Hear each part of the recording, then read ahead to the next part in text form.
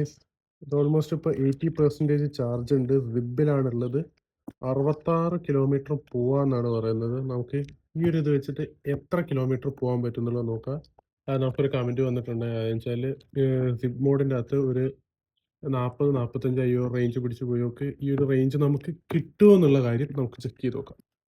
Almost 23 kilometres, 23 kilometre 24 kilometre 51% ആണ് charge. ഇനി 41 kilometre പോകാമെന്നാണ് പറയുന്നത്. നമുക്ക് നോക്കി നോക്കാം തിരിച്ച് വീട്ടിലെത്താൻ പറ്റുമോ. ഇപ്പം ഞാൻ ഓൾമോസ്റ്റ് ഇപ്പോൾ 20 കിലോമീറ്റർ, 20 നേരത്തെ 24 ഓക്കെ 24 44 48 കിലോമീറ്റർ വണ്ടി ഓടിച്ചു. അപ്പോൾ അതിൽ ഇപ്പോൾ 20% ചാർജായി.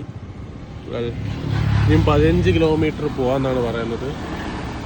മൊത്തം 80% ചാർജിൻ്റെ അകത്ത് ഞാൻ ഏതാണ്ട് 47 കിലോമീറ്റർ വണ്ടി ഓടിച്ചു. Yeah, is it good or bad? ഞാൻ ഇതിലാണ് കേട്ടോ, എക്കോ മോഡിലല്ല, സിബിലാണ്.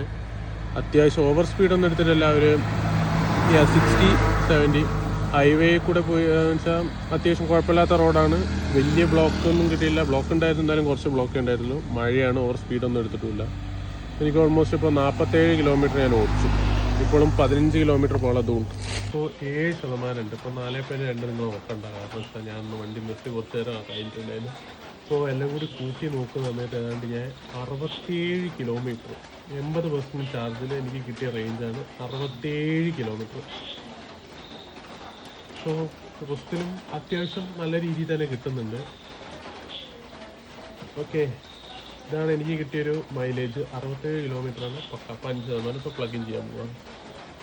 എനിക്ക് മൊത്തം 67 കിലോമീറ്ററാണ് മൊത്തത്തിൽ എനിക്ക് കിട്ടിയൊരു ഡേ. അതായത് ശരി 80% ചാർജ് ചെയ്തതിനു ശേഷം. അതായത് മീറ്ററിലാകെ 66% ഒരു 66 കിലോമീറ്റർ ആയിരുന്നു റേഞ്ച് കാണിച്ചത്. ഏതാണ്ട് എനിക്ക് 67 കിലോമീറ്റർ ഞാൻ ഓടിച്ചു. അതുപോലെ തന്നെ 5% ചാർജ് ബാക്കിയുണ്ട് സ്റ്റിൽ.